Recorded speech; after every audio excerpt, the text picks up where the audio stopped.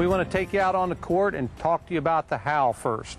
We want to talk to you about using circular motion, using your trunk, using your hips and your shoulder rotation, how to get more power and racket head speed. Now, in order to do that, the best apparatus I've ever found is called the Power Groove, and it's easy to put on. You've got directions in your packet on how to put on. I'm going to ask Shelly. Shelly, you're the linear stroker here. Do you know how to put it on? Can you put it on for us? Okay, again, just put the orange on the orange and make sure that the writing is on the back, and you'll loop over this strap over through the ring and around your arm. Now, what this is going to do for Shelly here is it'll stretch out pretty well, and it allows her to use both shoulders together and to get good circular power, and it makes her arms and body work in a unit motion, and you won't be allowed to separate. Shelly, when you just put this thing on, it's going to be a little bit stiff, and it's going to be a little uncomfortable. The progression you want to try to do after you put it on is, well, first of all, remember, put it high for the ground strokes, and put it above the bust line for the ground strokes, and for the volleys, put it below the bust line, and you'll get used to it, and it'll feel comfortable after a while, and it'll start to stretch out, and you will be able to play in it. Now, what you might try to do is just do some shadow drills with it. Try to load and unload, do this, so you get the feel of you doing a unit turn. You feel the unit turn? Yes. Good, go ahead, do some more. Exactly, step out and load. You see how the arms work together again? Let's do a backhand side. Okay, that's a good two-hander for a one-hander, good. Okay, good. Now, Shelly, I might just bounce a few balls to you here. Just load and get a good turn. Go ahead and hit it over the net. Okay, and backhand side, go ahead, hit it over the net. Get a good turn, pull it cross court, and I might want to just feed some balls and toss some balls to you. How about let's hit a few on the backboard too. I always recommend to use a dead ball, Shelly, when you're practicing on the backboard. Try your forehand so you can see that unit turn there. Unit turn. There you go. Feel the unit turn? Feel the unit turn? Yes. Now, okay, great. Now I can get all the way over. After you get to the place where you're really comfortable, Shelly, then we can go full length of the court. You feeling looser? Yes. Okay, now really let your shoulders work. See that? Really let your shoulders work. Rotate. That's perfect. That is a beautiful forehand right there. And Shelly, that's a lot of power and zip on that ball.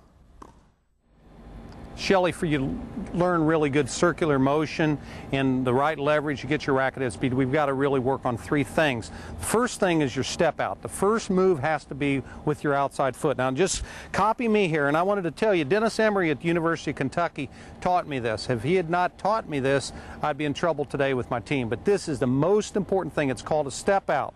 A step out means, Shelly, that your first move is going to be with your outside foot here to the forehand, or outside here to the backhand. Try to keep your toe pointed toward the net post a little bit so you can just move in this direction. So do this with me, okay? Your first move is here.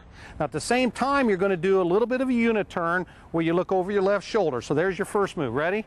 Right there. That's your first move. That's a step out. Let's go step out to the backhand now. Right here. You see that? Good.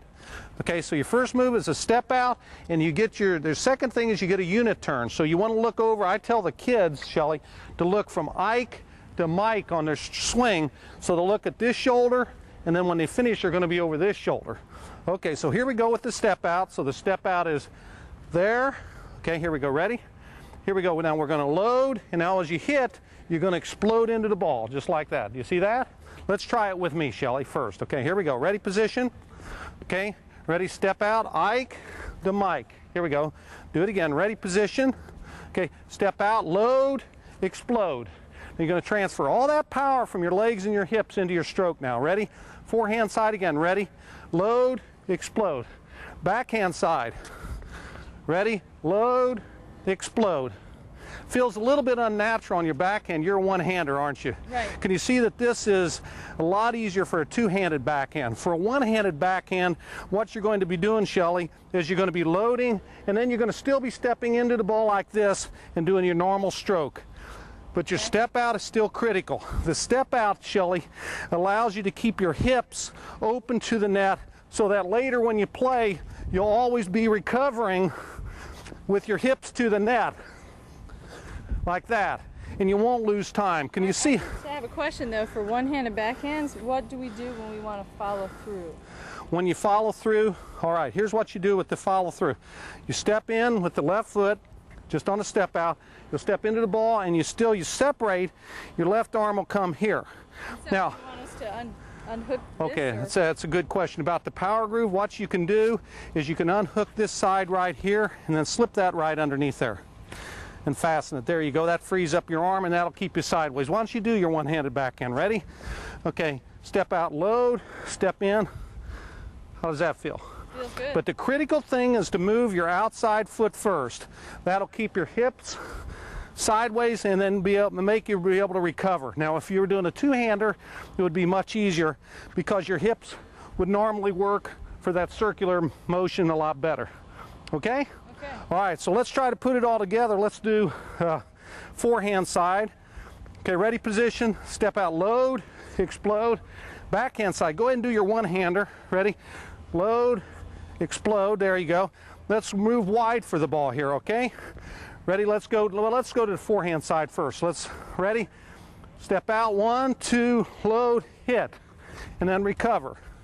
Okay, backhand side, step out the left foot first, 1, 2, load, step in. That's perfect. Okay, move back. And we've got a little baby drill that we do every day with our players to make sure that they do this properly. Dave, I want to bring you on because Dave knows how this is done. This seems like a baby drill, but it's the best thing I've ever seen to teach the players how to do this. Now, Dave, I want to ask you to hit the ball cross court so that you'll pull the ball. All right? This is called a slow feed. Okay, and I'm just going to get you to do it without the ball once. Okay, ready, position, load, and explode. Good. Backhand side, ready? Two-hander, load, explode. Okay, here we go. Okay, I'm just going to bounce the ball. Ready? Load. Perfect. Okay, go ahead. Step out. Nope, he did it wrong. Come back and do it again. It's okay. We want people to see that that was the wrong way. Feet a little closer. If you're too wide, Dave, you're going to catch yourself and then move.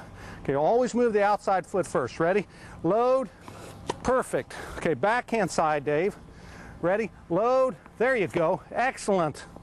Okay, this side. Ready? Load. Excellent. Okay, backhand side. Ready? Load. Now, Dave, on a wide ball, this guy, Jeff Moore at the University of Texas, who coaches the women, I read one of his articles, and he said that you can get to every ball in 3 steps. Now, I really agree with what he says because what we want you to try to do on a wide ball is do this. You still do your step out, then 1, 2, load, hit, and you can recover. Let's try that, Dave. Okay. Here we go. Ready?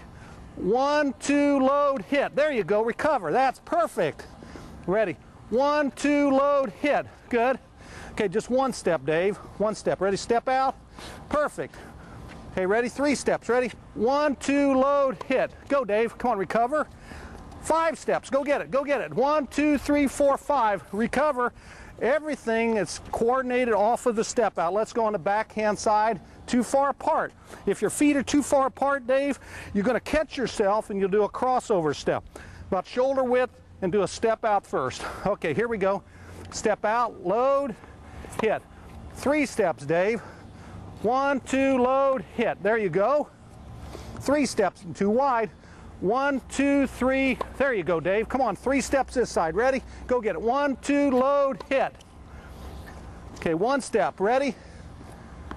Okay, come on in a minute. That is fantastic. Again, the important things there that you were showing was that the step out's critical.